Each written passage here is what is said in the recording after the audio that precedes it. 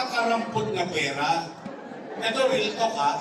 500. Subukan nyo ngayong gastusin 500. Last week, in-announce ko na po sa kanila nakapagsinop tayo. Ano ibig ko sabihin sa nakapagsinop? Yung hindi taga Maynila, hindi na nakatira sa Maynila, hindi na ho namin pinapibigyan.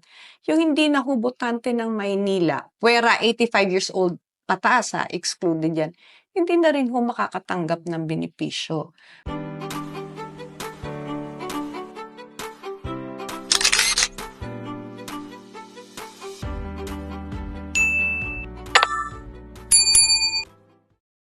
Welcome back sa aking YouTube channel, Jeremy's TV Manila. Shout out po sa mga Iskonians na patuloy na sumusuporta sa ating channel. Mabuhay po kayong lahat. So, yun na nga guys, ang topic natin for today's video, yung Mayora, tinuluyan na yung mga seniors. Ito yung mga seniors na walang matatanggap ngayong Kapaskuhan. Ito siguro yung sinasabi ni Mayora na masinop siya, di ba? Pagdating sa pera ng Maynila, kung ano ang sinop niya, iyon naman ang kabiguan ng mga hindi makakatanggap. Actually, pati sa pension, sinabi na rin yan. Nanilinis na nila yung listahan, yung mga botante lang ang pwedeng makatanggap. So, narito guys, yung basahin lang natin saglit lang. Tsatsagayin natin guys. Yung memo, galing mismo sa Office for the Senior Citizen Affairs. So, ito na guys. Ito yung tinatawag na OSCA. So, sabi dito, sa mga minamahal naming punong barangay at barangay opisyal sa lungsod ng Maynila, subject, Senior Citizens Pamaskong Handog 2024. So, ayan guys. Sabi dito, mabuhay! Magalang po naming ipinapaalam sa inyo ang mga naging basehan ng aming mga tanggapan sa mga senior citizens. Wait lang guys, medyo malabo kasi. Citizen na hindi kasama ang pangalan sa listahan ng Pamaskong Handog ng 2024. So narito guys, yung kanilang mga sinabing rason kung bakit hindi sila makakatanggap. Number 1, mga new seniors ipinanganak sa taong 1964. So, i-check nyo po yung mga lolo't lola nyo kung kasama dito. 1964 daw. Number 2, may cut-off date. Ipinanganak ng September 24, 1963 hanggang December 31, 1963. So, yan. Yung date na yun, natandaan nyo, September. Diba? 24. 1963 yan, hanggang December po. So, yung pangatlo, mga newly transferred seniors. Yung mga kalilipat lang daw dito sa Maynila. Number 4, mga dating inactive seniors na naging active ang status sa barangay. Then guys, number 5, mga seniors na bagong rehistradong botante ng Maynila. Ibig sabihin, non-voter to voter. COMELEC registration, reactivation.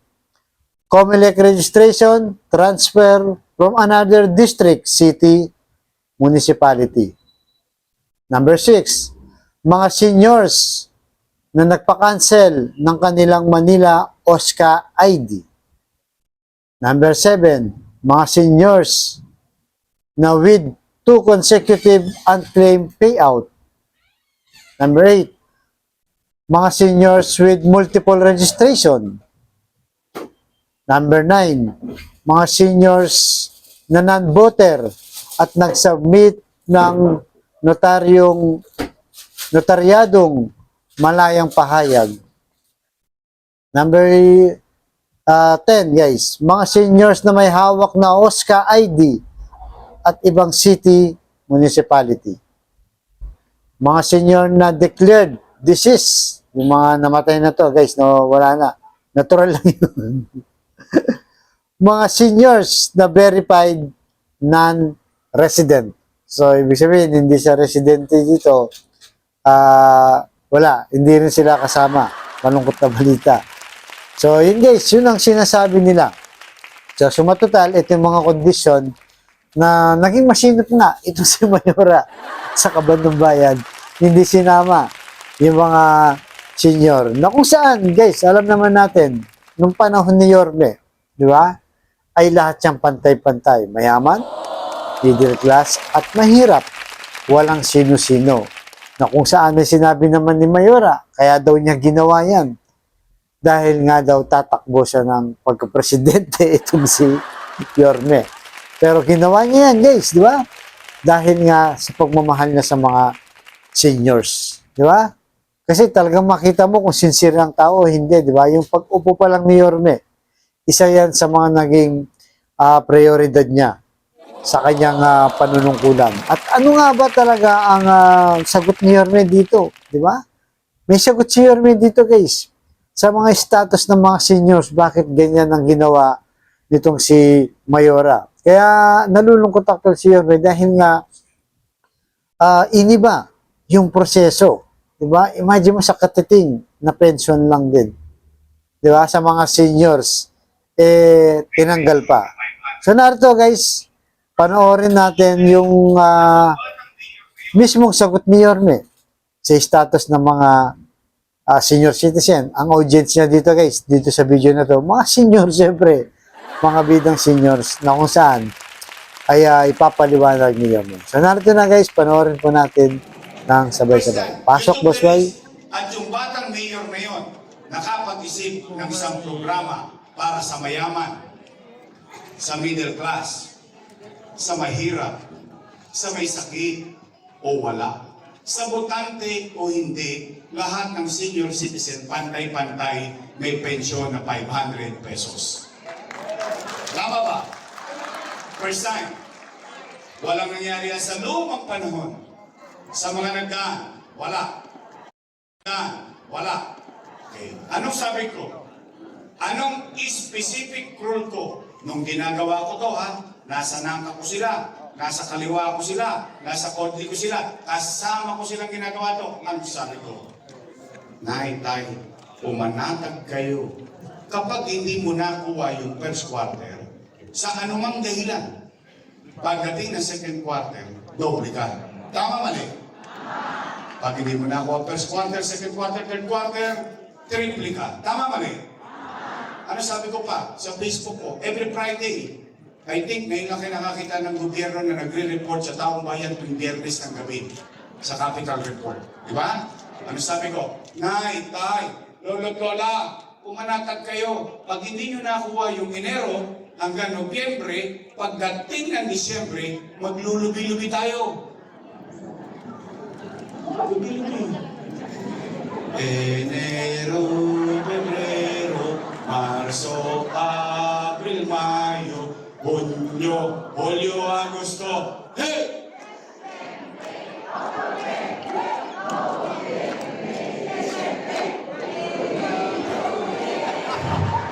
Ganado kayo ba? Hindi ho ba? Ibig sabihin, hindi mo nakuha buong taon. Pagdating mo ng Disyembre, 6 na bulig ka. Pag dalawa kayo, 12,000. Pagkatlo kayo senior sa bahay, 18,000. Ibig sabihin, panatag na panatag ang tao. Ang mga matatanda na kahit anong mangyari, ano man ang naging dahilan niya, pagdating niya ng katapusan ng taon, buo niyang makukuha. Tama, mali? Ngayon, ano nangyayari? Kinakabahan tuloy yung mga matatanda. Una-muna, hindi nyo naman malalaman kung kailan ang araw ng payout. Alam nyo lang, quarterly. Pero anong taklang araw, hindi nyo alam. Ay di siyempre, araw-araw nangangamay matanda. Alam mo ng matanda, malapot ang dugo niyan. Maaga nagigising yan. O, pagkagising sa pangamba, anong gagawin ng matanda?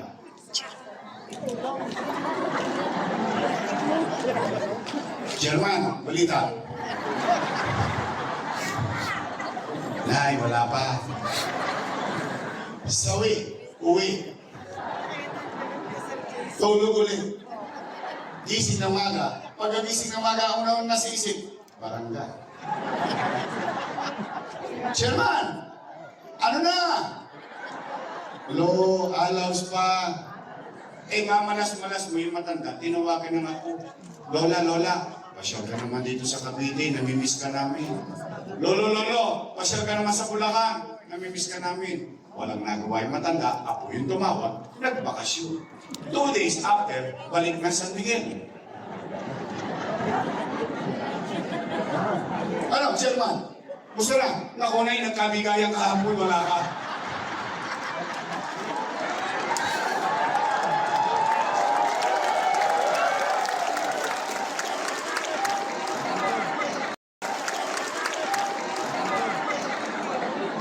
Kakarampot na pera. Ito, real talk ha. 500. Subukan nyo ngayon gastos yung 500. Dito simula sa SF pauwi na San Miguel o Pandacan, di naaabot yun. Kaya lamang, itinatangos lang ng ilong ng matanda yun eh. Na for the first time, sa tagal-tagal niya nagbabayad ng amilyar.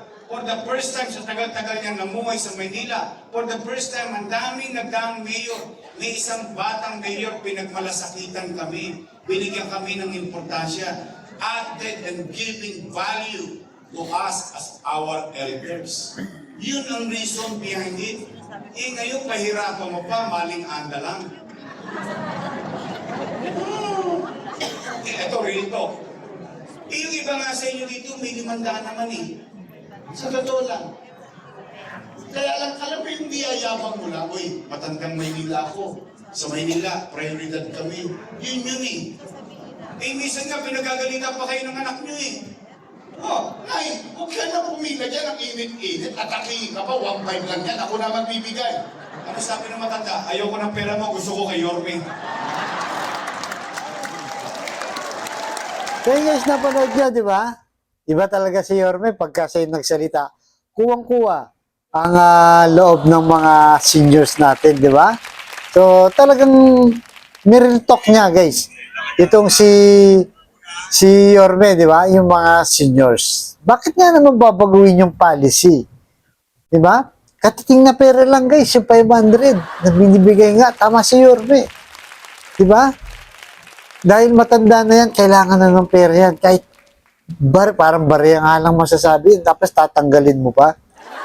Yan ang hindi gusto ni Yorme, di ba? Na sinasabi naman ito si Mayora, marami daw nagre-reklamo mga senior. Kay Isko, di ba? Dahil doon sa Paymaya na binlag natin kahapon. Pero ito yung katotohanan. Di ba? Ito yung katotohanan na yung mga kokonting pera lang ang pwede matanggap ng mga seniors, tinanggalan pa. Siyempre, magagalit din guys yung mga anak nito, mga pamilya nito, di ba? Kasi yung kung dati nakakatanggap ka tapos tinanggalan ka dahil hindi ka botante. Medyo ano yan guys, hindi maganda yun, lalo na doon sa matanda, hindi man lang naawa, di ba? Sa mga ganong kalagayan, lalo na, dati naman binibigyan. So, makita natin dito, ang malasakit talaga nitong si Yorme sa mga senior, di ba?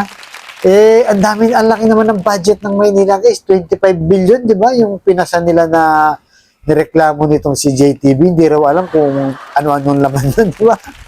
Tapos yung mga senior, wala.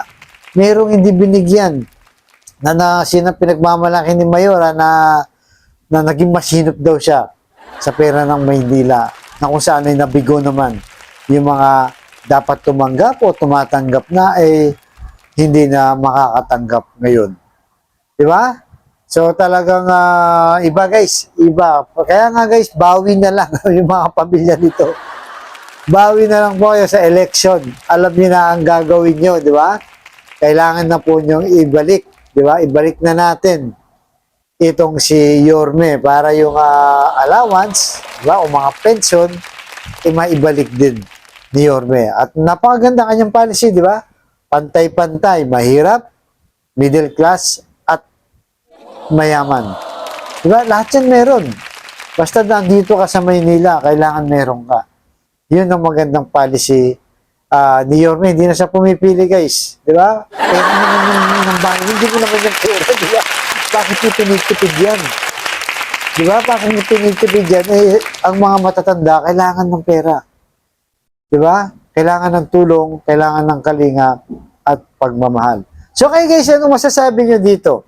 Di ba? Sa binaba na memo na kung saan ay wala na, hindi na daw kasama yung mga wala dyan sa listahan na yan.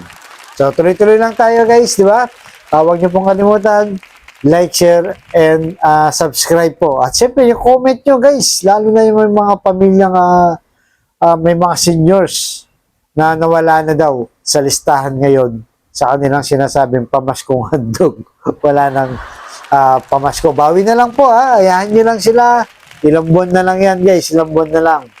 Makababalik na si Yorme at talagang yung ngiti. Di ba? Napanood naman natin yung ngiti ng mga seniors ay iba. Pag si Yorme ang nagsalita, talagang nakakalimutan nila na matanda na sila guys kasi talagang tumatawa sila yung galing sa puso saka sinasabi ni Boss Y. Alright guys, so nandito lang po. Abangan nyo susunod yung vlog.